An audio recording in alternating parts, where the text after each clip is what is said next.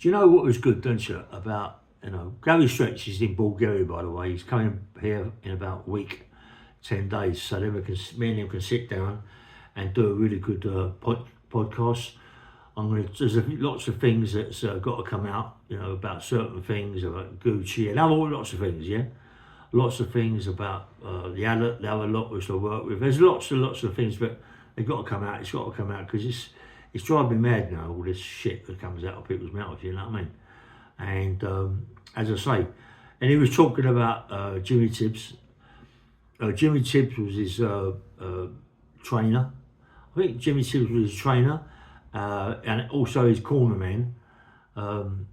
He was a fantastic man, Jimmy Tibbs. I mean, I was sitting next to him when Gary Stretch was fighting in the ring with Eubanks. And Jimmy Tibbs, we got back to a long way in the gym from Chelmsford prison.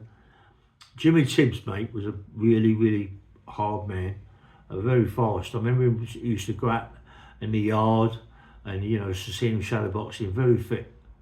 Very, very fit man, yeah. You don't realise that in prison, if you can keep yourself really, really well, if you want to, you know what I mean? Like, I was on the weights. I wasn't really into the keep fit thing, even though I played a lot of rugby. I mean, I played rugby every weekend. I was a good player, and that keeps you fit as well.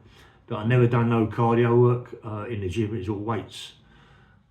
But anyway, when I was talking to Jimmy Tibbs about the young kid, I mean, the young kid that I walked down from Gary Stretch's stable. I walked down with him down the stairs to the fight, and Gary was talking about him today, saying he wonders that little kid's still alive.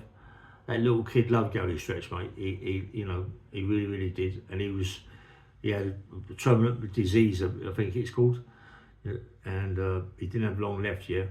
But you don't know. They might have made a mistake. He might be still alive. He's still alive, and maybe watching my video. Give me a shout, yeah.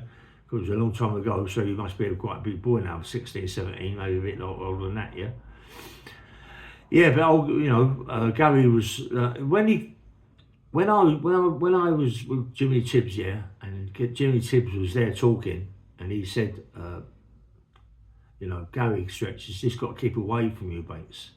Just got to keep away from him, yeah. And as it happens, Gary Stretch won 6 rounds of the 7th round.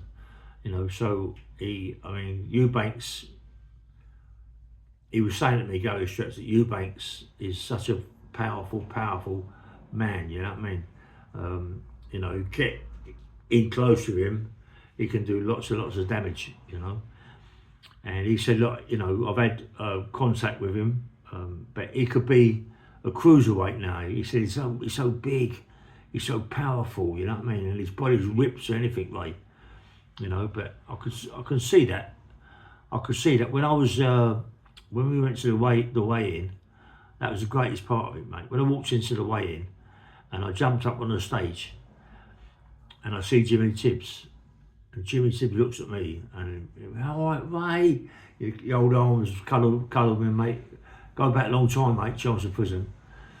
And when I see Eubanks get on the scales, mate, he was like, every part of his body was ripped. Every part of his body was ripped. And he's really such a powerful man. It's the way he stands, looking at Gary Stretch and all that. I thought it was going to kick off on the stage, but it didn't. Thank God for that. You know what I mean? Yeah. Anyway, Gary Stretch is here soon. He's in Bulgaria. He'll be here very soon. And another thing, this morning. Well, not this morning. It was yesterday actually. I got a call from Kevin Paddock. Kevin Paddock is in hospital. He's just having a hernia removed. I think it was removed or something like that. They put some galls in his stomach, so he's not in a good way at the moment, Kevin. But he said once he has a bit of a lay down and all that, I can go down and see him in Southampton. That'd be good. I mean, I want that cleared up. I want Gary Stretch's thing cleared up. He knows so much about my life, Gary. We look after in clubs, people I was with, You know, he knows so much about all that, and so does Kevin Paddock. You know, about the unlicensed fighting. He knows a lot about me, a lot about me. So that'd be really good. You know, but a lot of people are, yeah, you keep saying Kevin Paddock this and Gary Stretch that. Yeah, but I do, but it's not my fault. Yeah, them people, if you know, some of these people like are too busy to come and talk to me. As easy as that. You know, they've got other things to do. It's not like 100% they've got to come and see me. You know, they've got people that could do videos with you and earning money. He hasn't earning money like me. Come and talk to me. You know what I mean? Even though he's a friend, he's still, money's a lot more important than just coming over and chat to me. If he's getting like a couple of grand as on doing something, he ain't gonna just give it up and come over and see me. So, you know, you can't be selfish there. And Kevin Paddock, he's a good man, Kevin. His wife's not she's not too well. I think she's got Alzheimer's or something like that. I'm not quite sure. You know, so he's looking after her.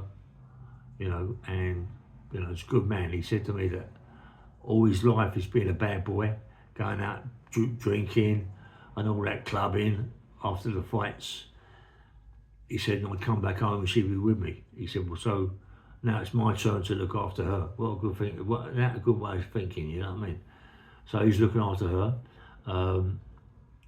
He said that his son, you know, when he comes back and he's, you know, has a little rest, his son's going to look after his mother for a couple of 3 hours, and then we're going to go down to the docks, down to Southampton somewhere, one of the quays down there, and you know, just maybe sit on Terry's boat, even maybe go out in it, you know what I mean, and do a YouTube on it. That'd be fantastic, you know what I mean. That'd be good. That'd be really good, you know, to do that. You know, that'd be nice, man. Anyway, bang bang, well, nice one.